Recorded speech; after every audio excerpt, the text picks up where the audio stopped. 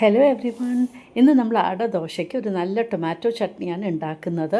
അപ്പോൾ തലേ ദിവസം തന്നെ വെള്ളത്തിൽ ഞാൻ നമ്മുടെ അടദോശയ്ക്ക് സൂക്യാൻ വെച്ചിരുന്നു. അത് അരച്ചെടുക്കുകയാണ്.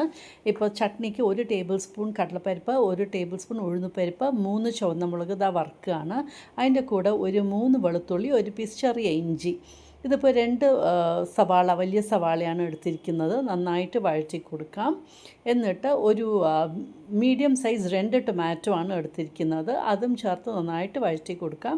എന്നിട്ട് ചെറിയ സൈസിൽ പുളി അതും ആഡ് ചെയ്ത് കൊടുത്തു. ഒന്ന് വഴറ്റിയ ശേഷം ഉപ്പും ആഡ് ചെയ്തിട്ട് കൂളായ ശേഷം നമുക്ക് നന്നായിട്ടൊന്ന് എടുക്കാം. ഫൈൻ പേസ്റ്റായിട്ട് അരച്ചെടുക്കാം. ഇപ്പോൾ അതാ നമ്മുടെ ചട്നി അരച്ചെടുത്തിട്ടുണ്ട്. ഇനി പാകത്തിന് വെള്ളവും ചേർത്ത് അതൊന്ന് ലൂസാക്കി എടുക്കാം. എന്നിട്ട് കടുക് താളിച്ചും ഒഴിക്കാം.